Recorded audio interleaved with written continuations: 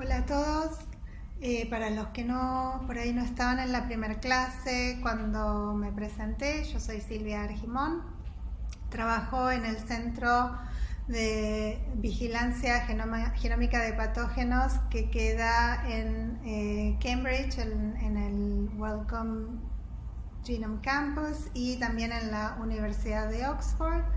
Y hoy vamos a hablar un poco de epidemiología genómica con herramientas web.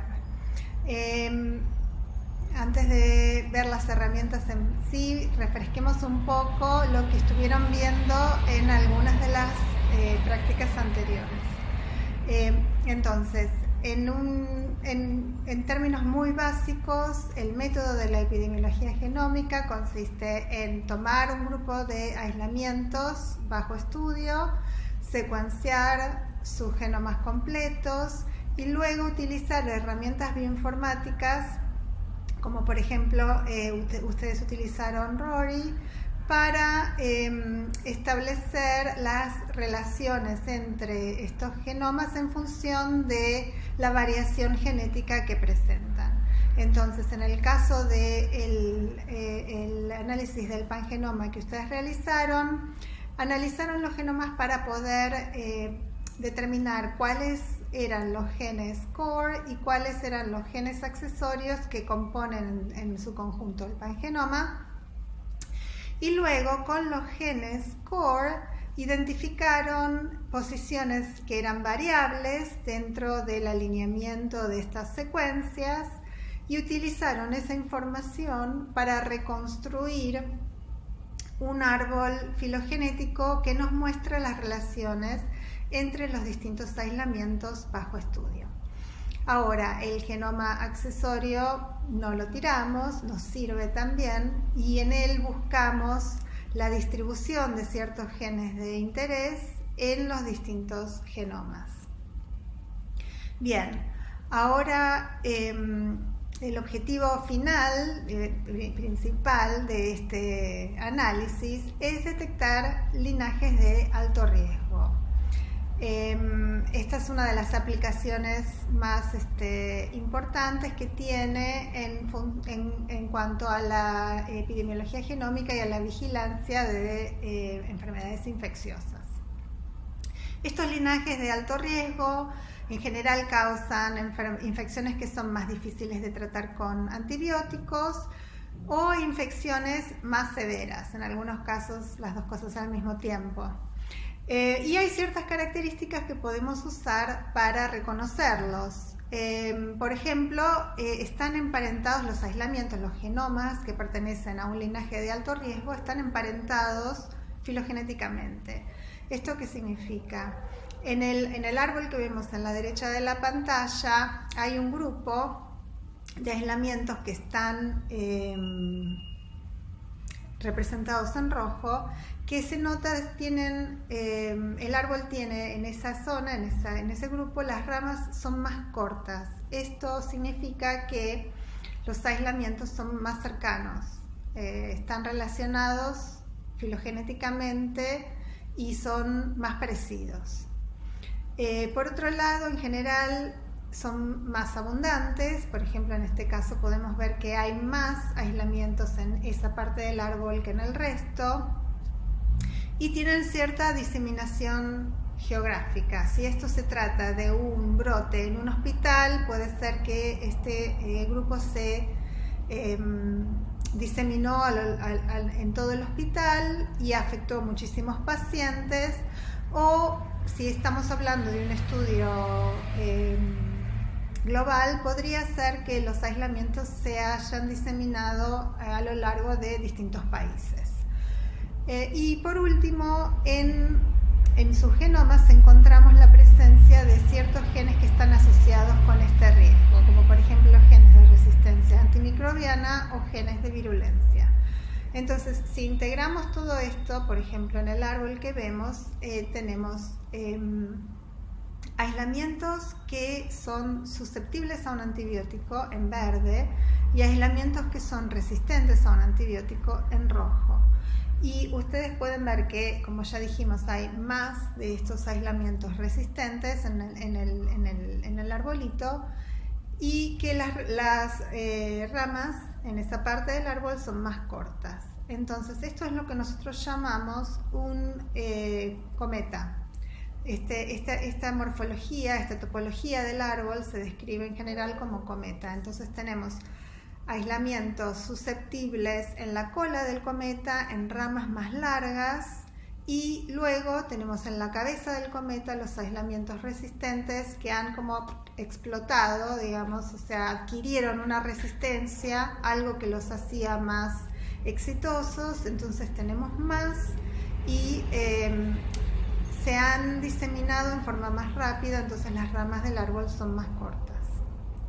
Bien, ahora, si tenemos 3 aislamientos y miramos 3 genes, es fácil de encontrar ciertos patrones, ¿no? Pero cuando tenemos una colección de aislamientos en estudio, en general hay muchas características que tenemos que ver en forma simultánea.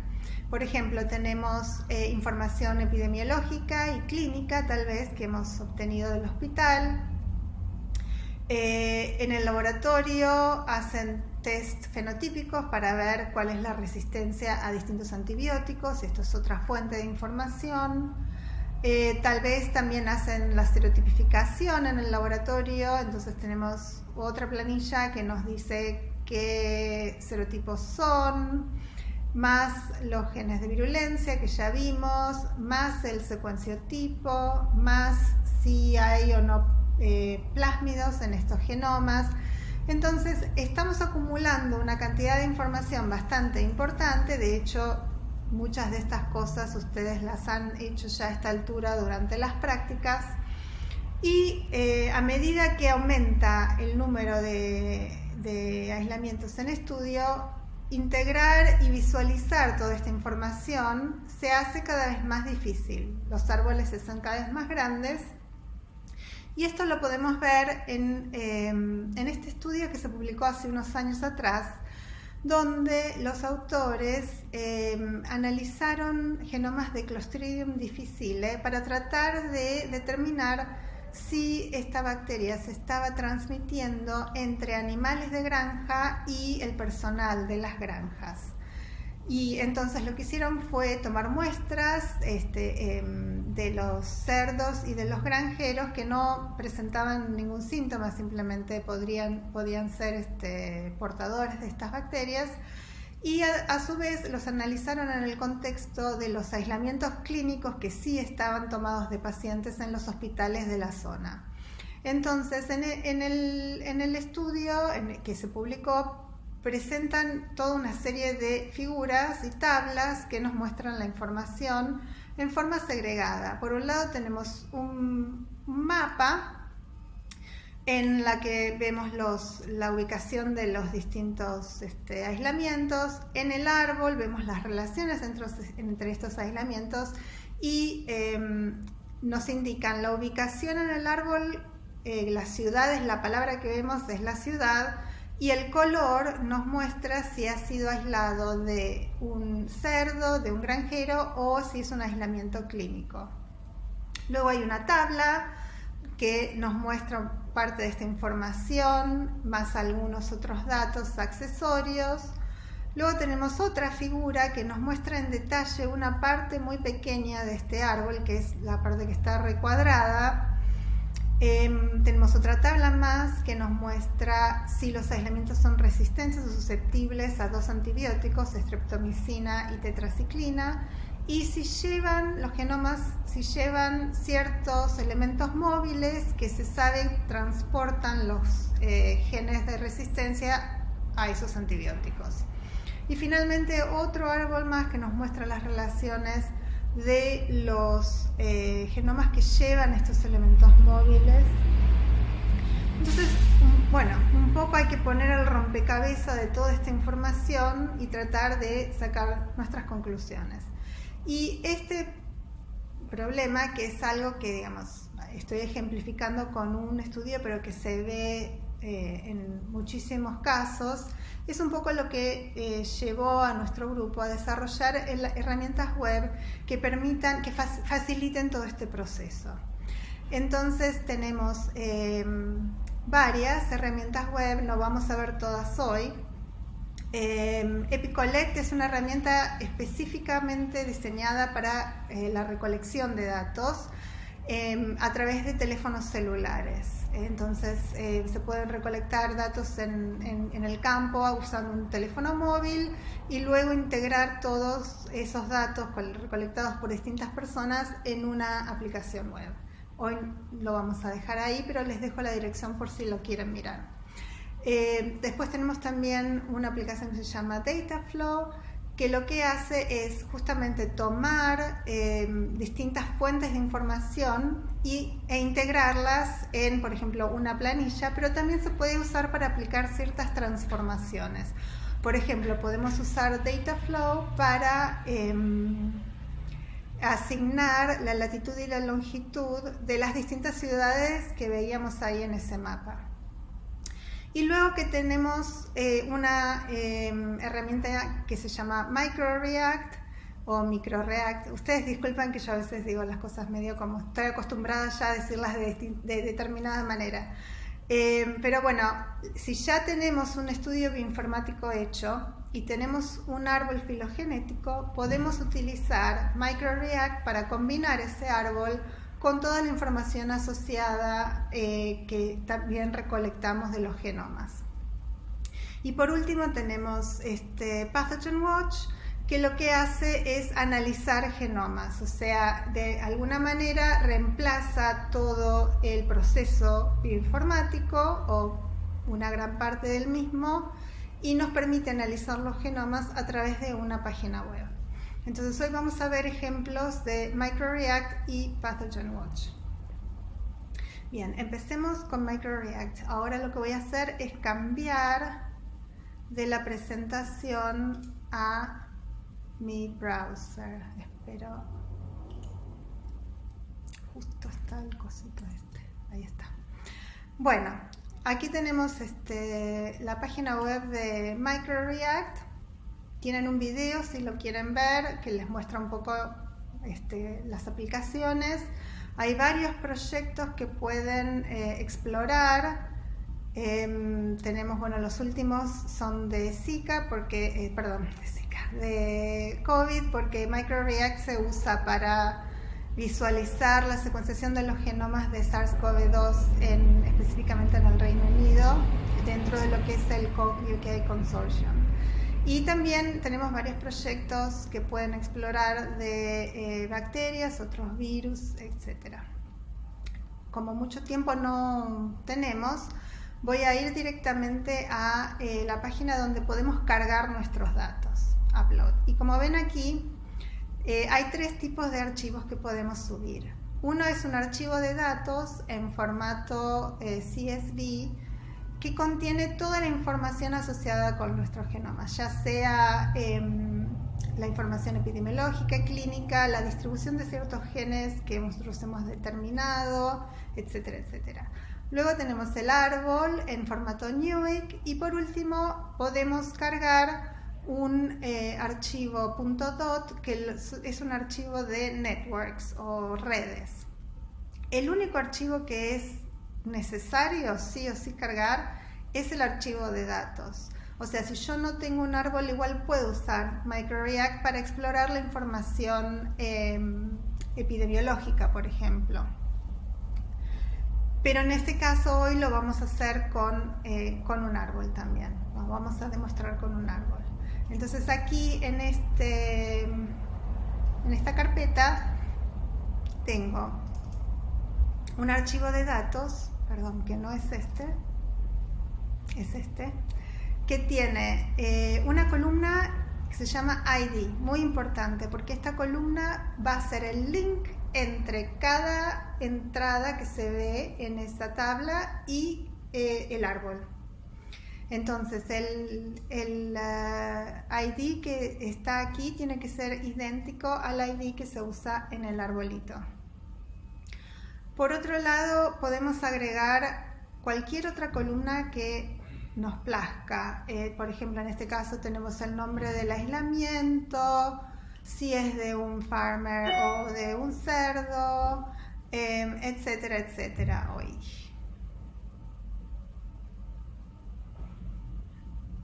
me olvidé de cerrar el email y el Slack. Listo. Ok. Bueno, entonces, algunas de las columnas que son importantes son la latitud y la longitud, que nos van a poner cada una de estas entradas en el mapa. Y por otro lado tenemos información de el año en el que se recolectó el aislamiento. Podríamos también tener el mes y el día. En ese caso tendríamos que tener columnas separadas para mes y día, también para evitar confusión con distintos formatos. Bien, y lo que pueden ver es que, por ejemplo, para la columna esta que nos indica de dónde se ha tomado la muestra, tenemos una columna que se llama Source con dos underscores y Shape, y otra igual con color. Esto nos va a asignar formas y colores en la visualización. En este caso lo que yo usé aquí es un código hexa, se llama, que es el formato estándar de colores en la web. Pero también podemos usar el nombre del color. Por ejemplo, en esta columna, que es el fenotipo de resistencia a streptomicina, utilicé como forma un cuadrado en vez de un círculo, y como color, en vez de poner un código hexa, puse la palabra red. Tiene que ser en inglés. Bien, entonces por un lado tenemos el archivo de datos y por otro lado tenemos un árbol que, como les decía, tiene que tener los identificadores, tienen que ser exactamente los mismos que tenemos en nuestro archivo de datos. Entonces ahora con estos dos vamos de vuelta al browser, y lo que vamos a hacer es seleccionar los dos archivos y soltarlos sobre el browser. Bien, me toma automáticamente el nombre del archivo de metadata, pero yo lo puedo cambiar y le puedo poner alguna descripción que quiera y mi dirección de email, bueno, que ahí está, y creo el proyecto. Bueno, entonces ahora vemos lo mismo que estaba en las figuras de la diapositiva, pero en una integrado en una página web. Aquí tenemos dos aislamientos que son referencias, que no estaban mostradas en el paper porque no, digamos, son solo referencias, genomas de referencia. Entonces podemos hacer un zoom en el mapa y enfocarnos solamente en los aislamientos de los Países Bajos. Y lo mismo en el árbol, tenemos este aislamiento y este son referencias. Así que voy a sacar ese que es un poquito más alejado y voy a dejar este árbol.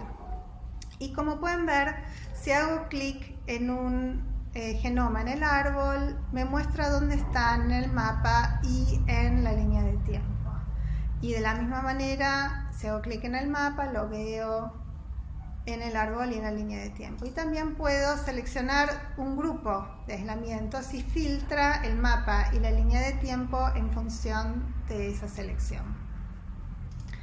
Bien, entonces en el estudio querían ver si había transmisión de esta bacteria entre los animales y los humanos. Entonces ahora podemos ver en el mapa, y esto lo puedo hacer un poco más grande, podemos ver que hay ciertas ubicaciones en el mapa, ciertas localidades donde hay aislamientos de los dos tipos, de los cerdos y los humanos. Si no me quedaba claro, todavía me olvidé, no me acuerdo cuáles eran cuáles, puedo abrir esta leyenda que me muestra cuáles son de cerdos y cuáles son de humanos, los verdes.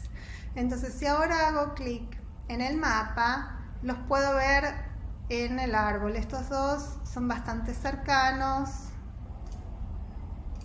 Aquí hay otro grupo que también es muy cercano. Y puedo hacer zoom en esa parte del árbol y ver esto en un poco más de detalle. También le puedo agregar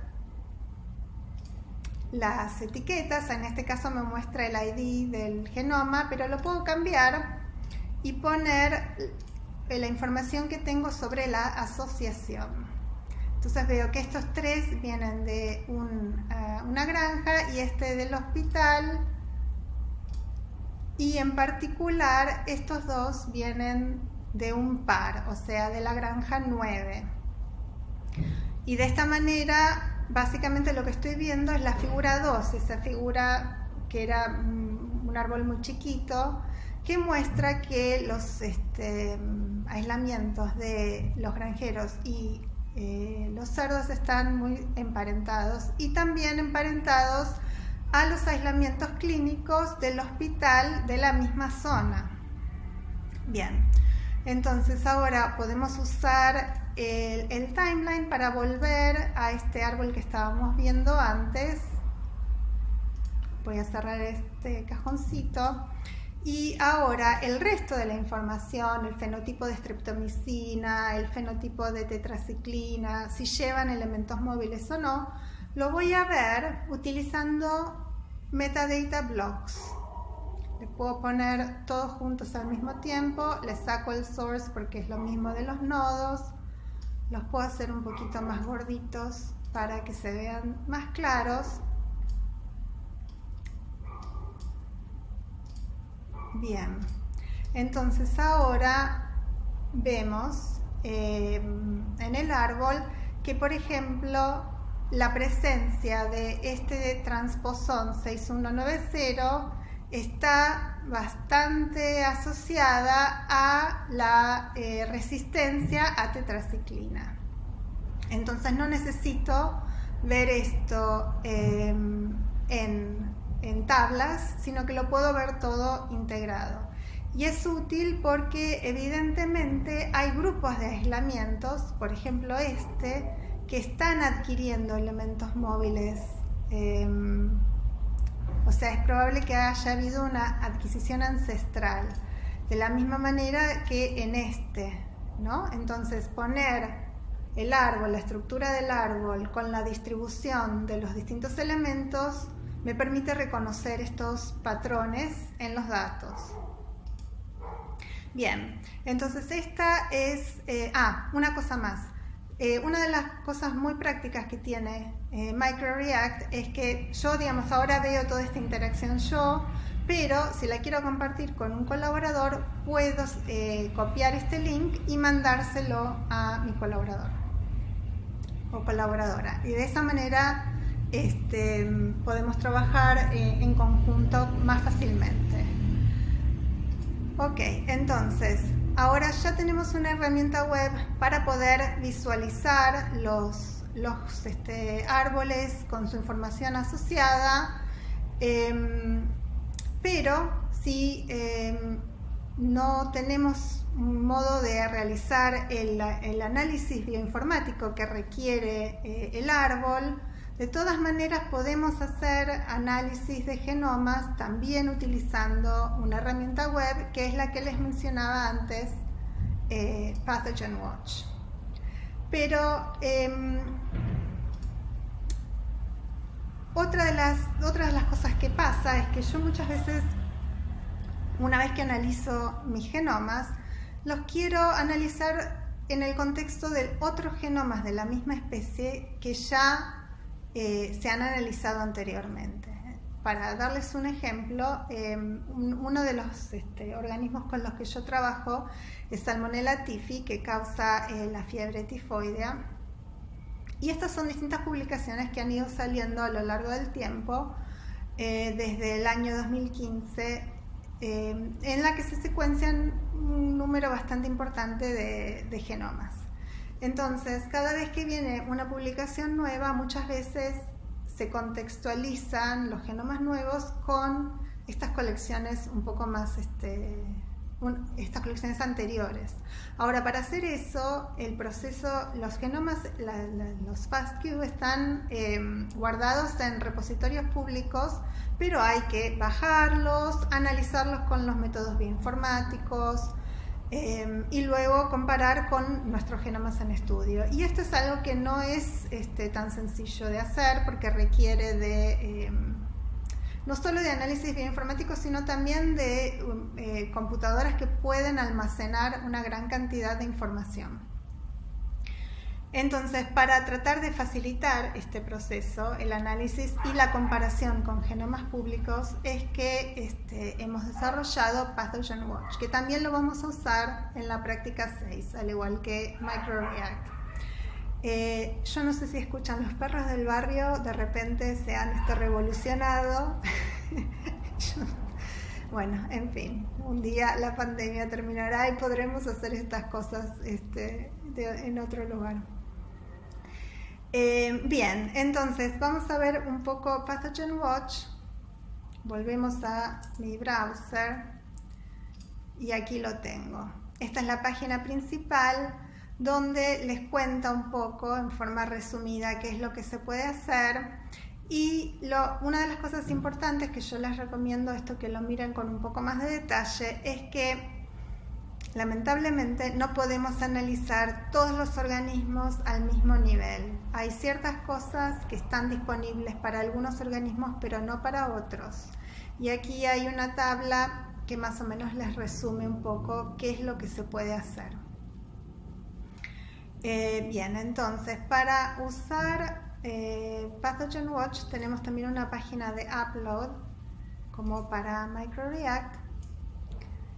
Y a ver, aquí están los archivos que necesitamos. En este caso necesitamos los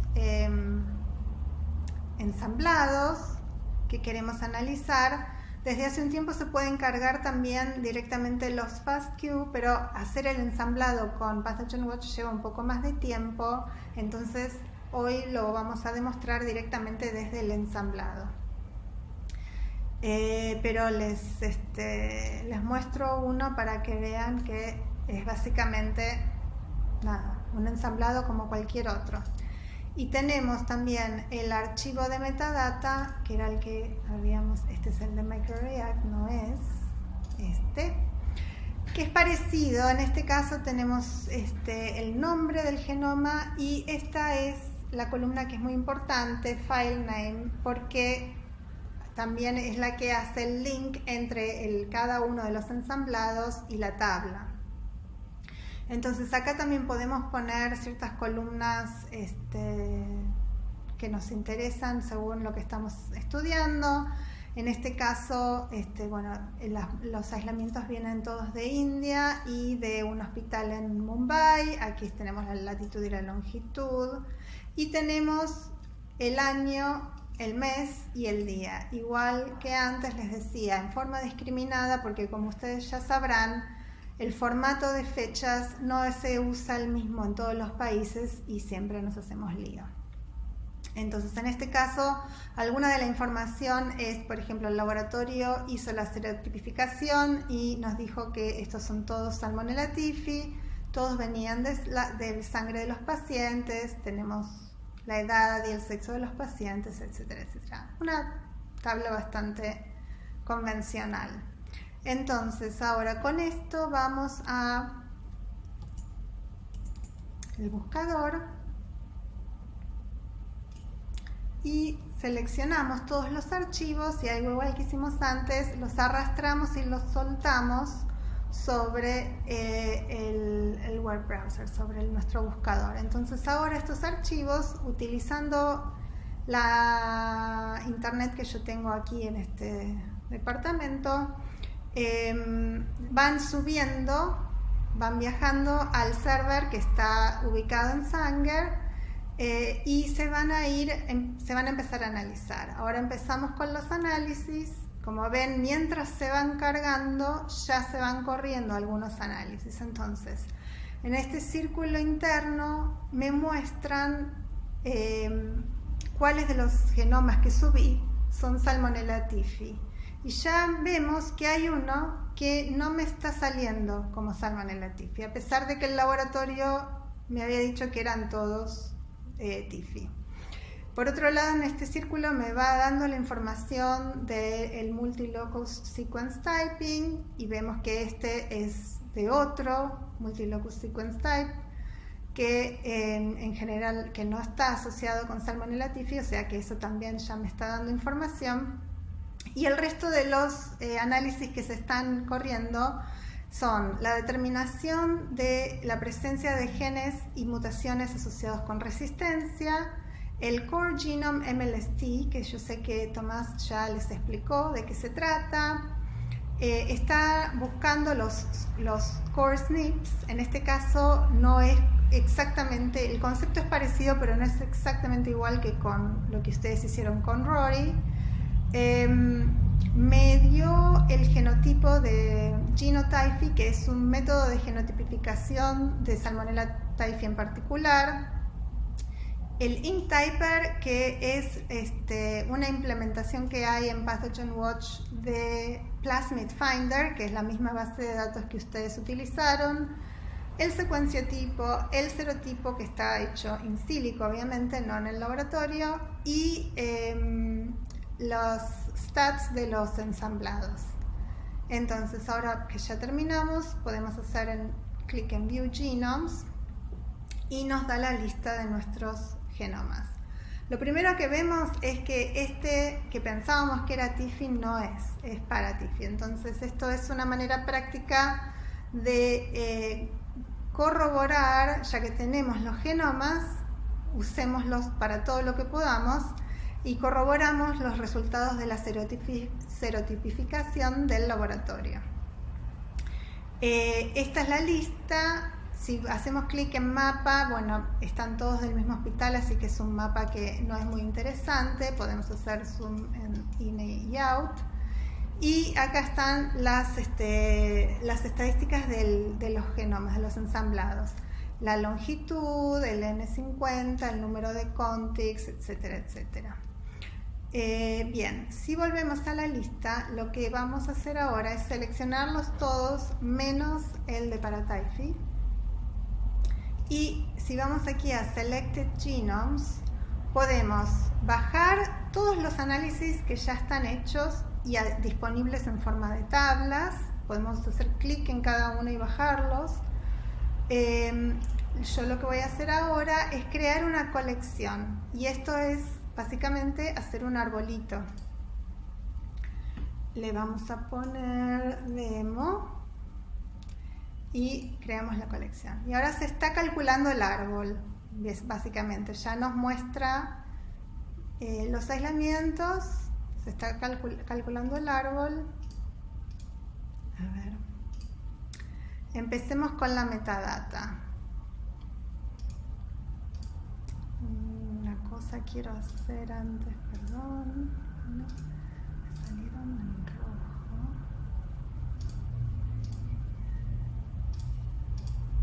Ok. Ahí está. Les quería sacar eso. Bien, empecemos con el árbol. Acá lo primero que vemos es la tabla de metadata que yo cargué, y luego están las otras tablas que son los resultados de Pathogen Watch. En la primera tenemos el secuenciotipo, por ejemplo, y el perfil alélico, los resultados de genotyphy, que en este caso, si ponemos las labels, podemos poner los resultados de genotyphy en el árbol, y ven que hay dos que son un genotipo distinto. Y también podemos ver la presencia de plásmidos. En particular, hay un genoma que tiene un replicón INC-X3, el único. Bien, si vamos ahora a la tabla de antibióticos, estas son las predicciones genómicas de resistencia a antibióticos en función de la presencia de determinantes de resistencia que ya son conocidos, que están en una base de datos en Pathogen Watch y se buscan en los ensamblados. Entonces podemos ver que La mayoría de los genomas son resistentes a ciprofloxacina, aunque hay algunos aquí abajo que tienen resistencia intermedia, no es resistencia completa. Y si miramos los SNPs, pueden ver que yo ahora estoy seleccionando los 3 al mismo tiempo. Pueden ver que este grupo de genomas que son resistentes tienen estas 3 mutaciones, que ya se sabe que estas 3 mutaciones juntas confieren resistencia a ciprofloxacina. Bien, y si miramos los genes, se puede ver que este aislamiento que tiene el replicón ENC-X3 tiene un gen de resistencia a cefalosporinas y otro de resistencia a ciprofloxacina. Este gen confiere resistencia a cefalosporinas y ampicilina. Ahora, bien, esto es el análisis que tengo de mis genomas. En particular, creo lo que es interesante es que se ve que los aislamientos que tienen solo resistencia intermedia están en la base del árbol, en ramas que son un poco más largas, y los que tienen resistencia completa están en esta parte del árbol con ramas un poco más cortas. Entonces eso ya me da una idea de que puede haber un linaje de alto riesgo. Ahora, lo que yo quiero hacer es verlo en función de los genomas públicos. Entonces voy a la población y esto me da un árbol que ya está calculado, es un árbol de referencia, de genomas de referencia que representan la diversidad de Salmonella typhi, y vemos que todos mis genomas están asociados con esta referencia. Entonces, si hago clic en esa referencia, ahora está calculando el árbol de mis genomas con los varios miles de genomas de ese genotipo, que es 4.3.1 en particular. Y bien, ahora los veo. Entonces, están coloreados en función de la resistencia de ciprofloxacina, porque quedó, eso yo ahora lo puedo sacar, y vemos que mis genomas que están en color púrpura aquí se encuentran en estas distintas partes del árbol, y hay varios en este grupo. Entonces, si hacemos zoom en esa parte del árbol, View Subtree, podemos ver que poniendo las mutaciones que habíamos visto antes, que hay en la base de este grupo aislamientos, genomas que no tienen las 3 mutaciones, y luego aquí tenemos ya un grupo en el cual todos sí las tienen.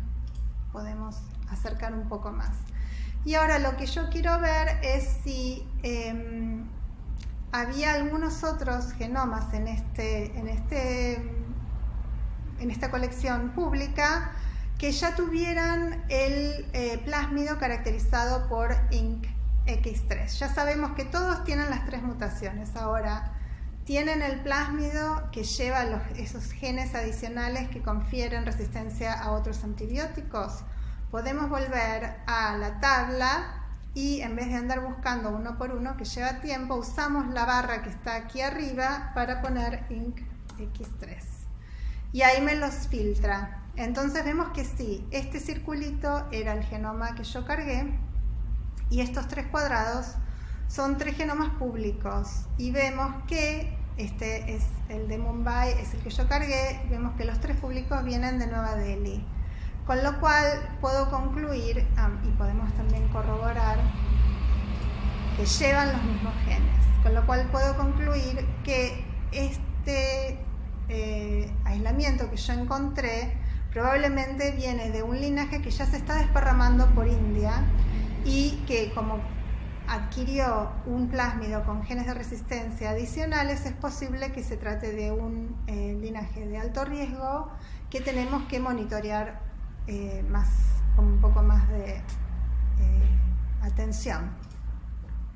Bien, de manera parecida a lo que podíamos hacer con MicroReact, ahora yo puedo acá mantener mi colección privada o compartirla. Compartirla significa que yo luego puedo copiar este link y mandárselo a un colaborador para que lo vea. Si no la hago compartida, nadie puede ver nada, aunque les mande el link, digamos, lo tengo que habilitar primero.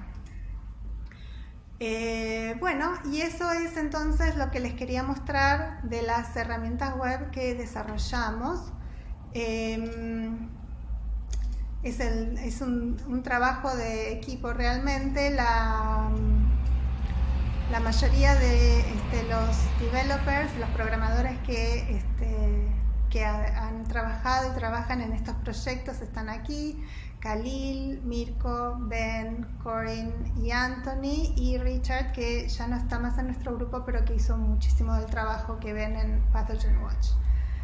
Bueno, y los vamos a usar en la práctica 6, así que si quieren pueden empezar a mirar un poco las páginas web que les compartí y interiorizarse con el funcionamiento usando algunos de los ejemplos. Nos vemos mañana.